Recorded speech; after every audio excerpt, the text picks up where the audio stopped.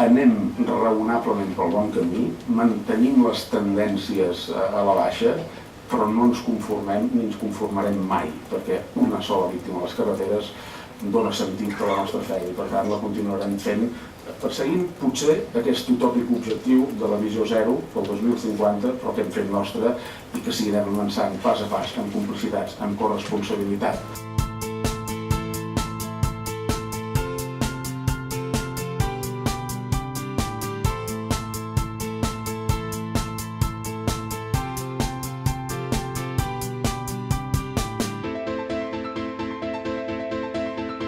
Jo vaig quedar en un estat tan greu que no vaig esperar ni els serveis d'urgència en venir, perquè la mateixa persona que em va accidentar, una persona que simplement feia el que fèiem tots, córrer, beure i sortir de marxa i fer l'animal amb el cotxe. Avui jo crec que gràcies a les campanyes i a la feina que es fa des de la Conselleria d'Interior i des del Servei Català de Trànsit, doncs home, a mi no m'agradaria que els nostres fills passessin per alguna cosa així, no? I crec que és la nostra obligació, almenys, intentar reduir-ho.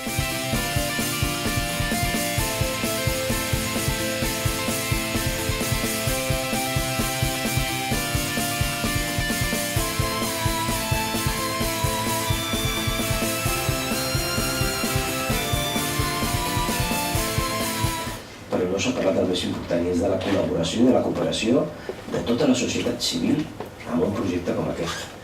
Hem volgut fer-ho sense mitjans.